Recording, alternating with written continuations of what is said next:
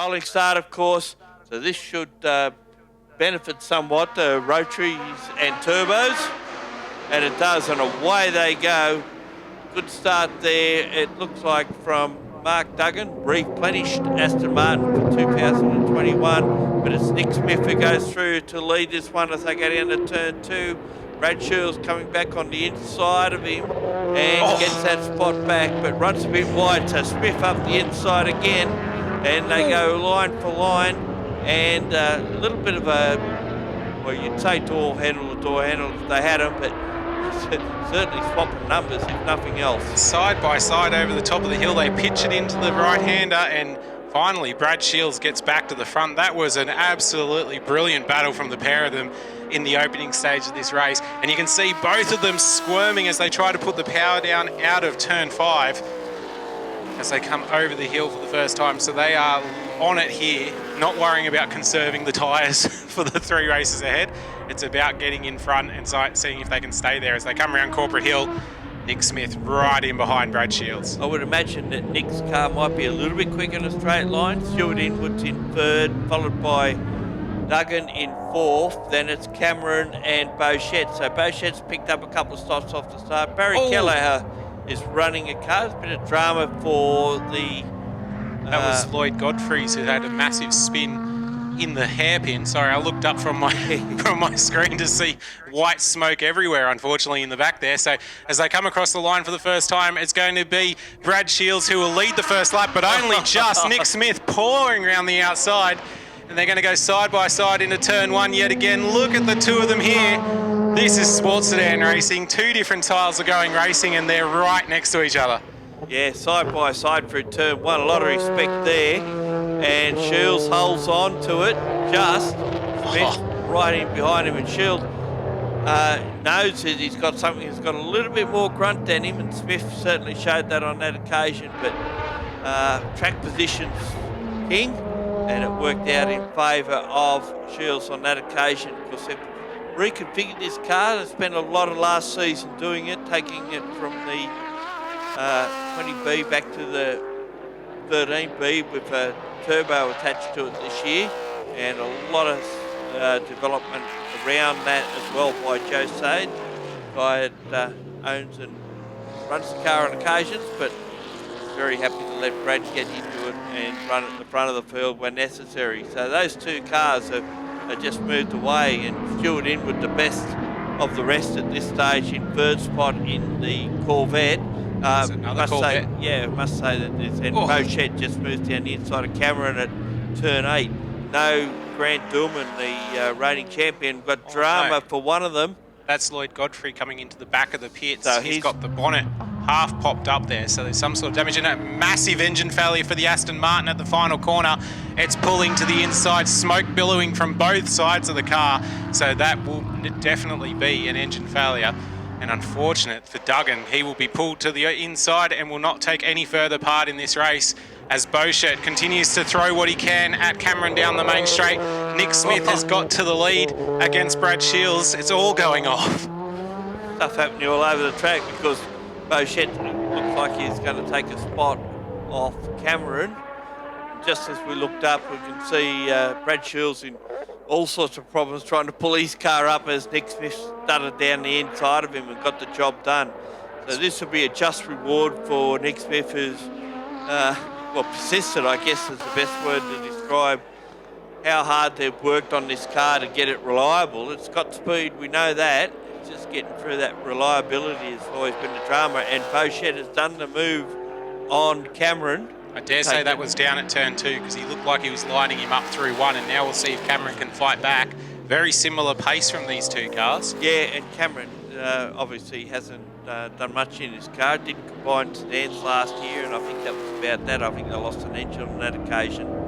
They've been doing a lot of testing though, haven't they? Getting this car refined. They bought it a couple of years ago, have been working on it, coming out to days here at Sydney Motorsport Park to get themselves across how it worked. Of course, we saw Scott Cameron racing in HQ Holdens for the last couple of years, and now he's in a sports sedan yet again. This is a bit of a step up, and now Nick Smith has clarified who should be running at the front of this field because he's got himself out to about a 1.7 second lead over Shields in second spots. you could certainly say that Shields very, very much more on the pace of the larger engine or capacity cars at a place like Wakefield Park. The long straights really hurt that car at venues such as Sydney Motorsport Park. But he definitely has the pace from turn 2 to turn 12, doesn't he? So that's how he makes it all up as we see this battle continue.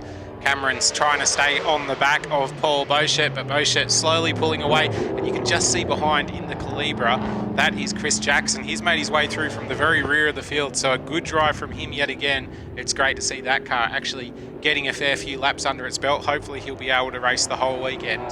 And as well, we've got to give a shout out to our friend Darren Smith, Mr. Centurion, tuning in to watch Sports Sedans, his beloved Sports Sedans all around Australia. Make sure to watch them everywhere he can and commentate on as many as possible as well. So, g'day to Darren. Yeah, hello Daz. Hear from you. Long time no hear. It's only been a week, but been a while. There's Chris Jackson on screen. Yeah, he didn't CSJ qualify engineering that car. They got out too late for qualifying, and overshot turn 6 a little bit to some degree there. Came in a bit too strong, and it's good to see that car. If it's starting further up the field for tomorrow's races, I think it'll be in for half a chance of being a top 3 contender for sure. I don't know if they have the pace for these 2 turbo-powered cars out in front at the moment, but I guess Daz will be pleased because there's a rotary-powered car leading this race, and there's a Mazda in second, but it doesn't have a rotary engine in it. Well, Nick Smith just done a 132.4 as well for his last lap of the race.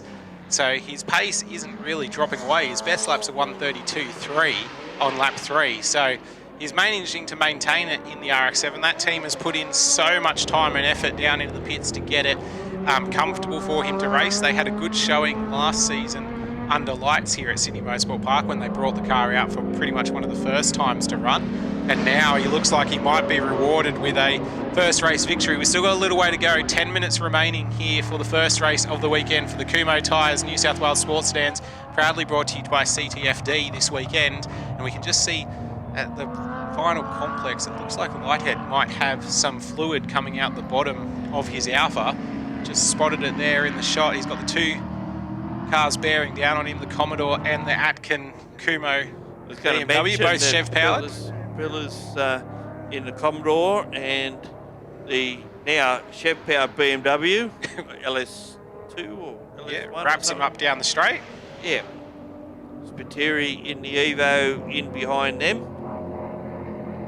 So it's been a reasonably good roll up, and the first thing you notice if you're out here this weekend is how clean and refreshed the category look. All the cars have been re-liveried. Duggan's had all gone to an all red livery. The Lacey car had all brand new paintwork on it. Unfortunately, we're not going to see it this weekend, but certainly we hope we'll be back for the next round of the championship, which will be down at Wakefield Park in May where the Nationals will join the championship as well for a round, so that'll be interesting to see. That'll be a big event, I would imagine. Let's hope it's not too cold.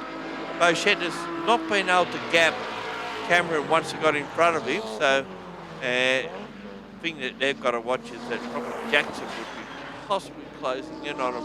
They've actually got Jackson and Cameron doing PBs on that last lap as well, so that one isn't over by any stretch of the imagination. Must mention Barry Keller in the Ford Mustang TA2 car.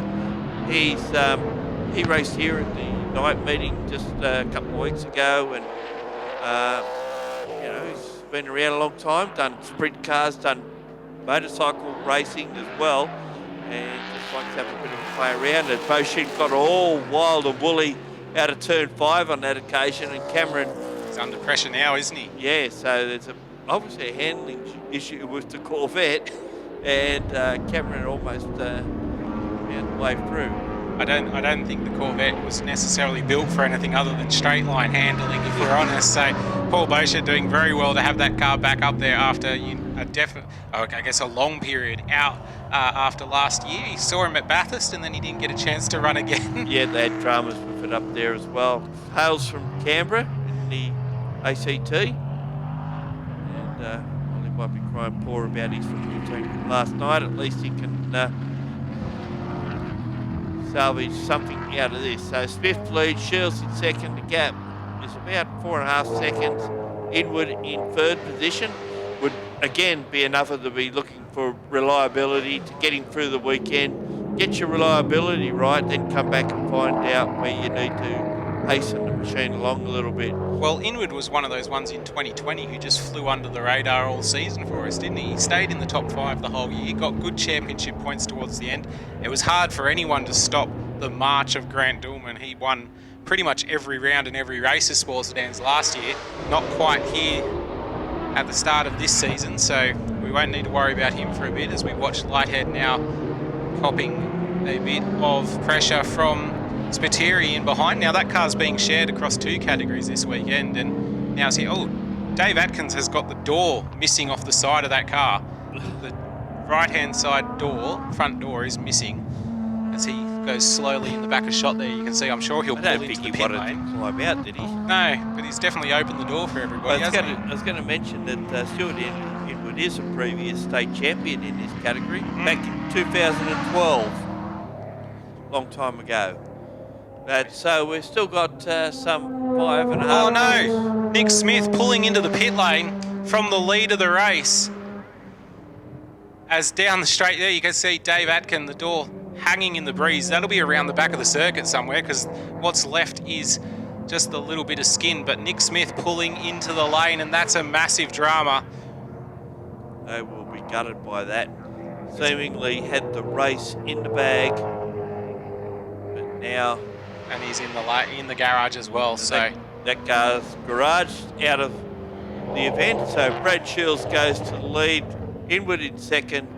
Ojette in third. Then it'll be Cameron in fourth. Jackson in fifth. Barry Keller doing a great job. Up the 6th spot, and another one pulling up. The 1-2-1.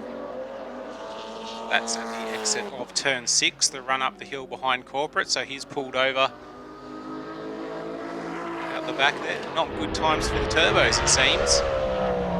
Oh, the door of Dave Atkins is actually here on the main straight just in front of us, so it's sitting just off the race line on the straight as Paul Beauchet now puts pressure on the back of Cameron. So Cameron's got himself back in front of Beauchet while the race kicked off for everybody else, and around the back of Corporate Hill now they are battling it out for position. We'll see what happens when they come around Corporate Hill down to the hairpin. There's Kelleher in the TA2 Mustang.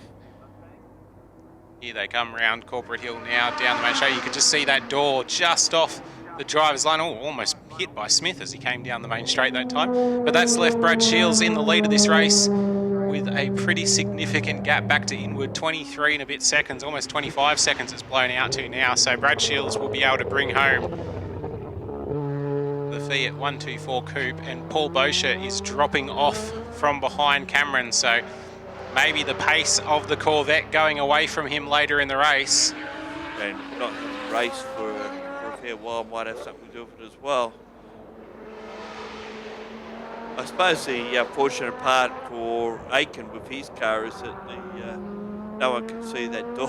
Yeah. What's left of that door hanging off because it's not on the side where officials can see it. A lot of officials on the inside of the circuit here. Cannot see it, so that's a good thing, and it's not really hindering or impeding anyone.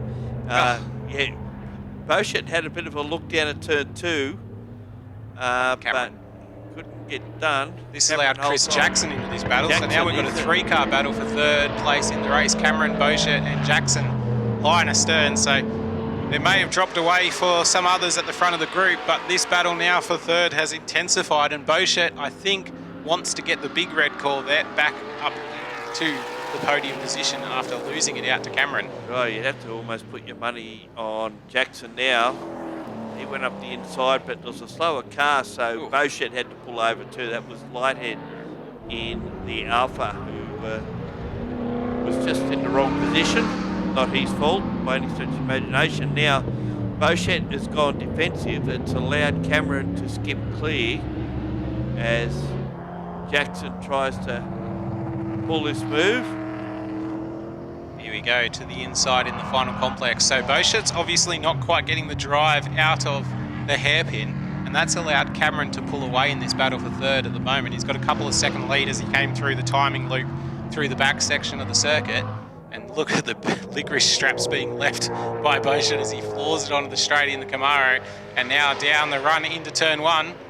See what he can do. He looks like he's been able to open the gap on Jackson behind, and that'll give him a little bit of comfort. But Jackson will sniff a podium here and think that he will be able to get himself to it. So he'll do what he can to get past as Cameron gets to the inside of Pillars. And that opens a little bit of a gap for him back to Beauchamp. It looks like we didn't get Mick Bullis for the start of this one either, which No. is a shame. No, he has not taken the grid, so obviously something wrong with the third Corvette in the championship. Second of the Dodge-powered ones.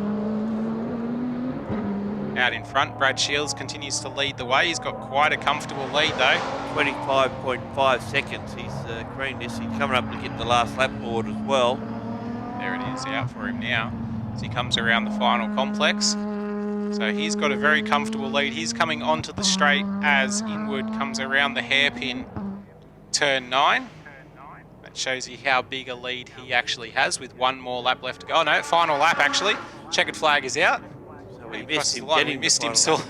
And Jackson's gone wide at the hairpin as he threw it down the outside of Beauchamp. So Jackson taking the long way around there. And Almost that coming back on turn 4. He was that wide. need to use the access road into the back of the pits. So we've got Spiteri and Smith coming across the line. They're a lap down. There's Stuart Inwood, second spot. He'd be pleased with that.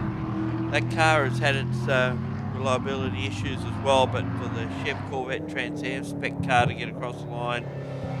Scott Cameron in third. They'll be happy as well. Paul Beauchamp, then it's Chris Jackson, the next two across the line.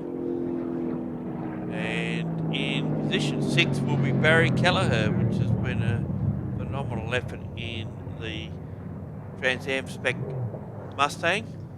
So that's race 1 from round 1, brought to you by CTFD Group of the Kumo Tyres New South Wales Sports Sedans Championship. It's Brad Shields who is going to lead the way into day 2. Hopefully Nick Smith will be able to get that car back out there. I'm sure him and the boys will be all over it tonight. Hopefully just a small issue like they've seen at previous rounds where it's been a simple connector clip or something like that. Yeah, let's hope.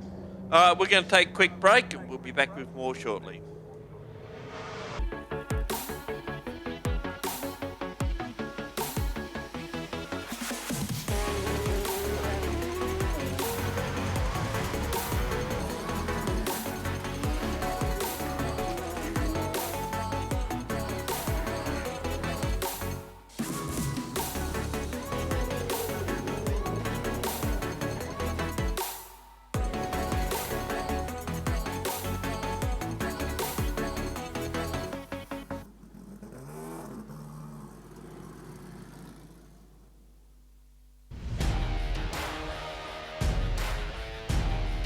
Facebook isn't the only place that you can support Australian grassroots motorsport with Blendline TV.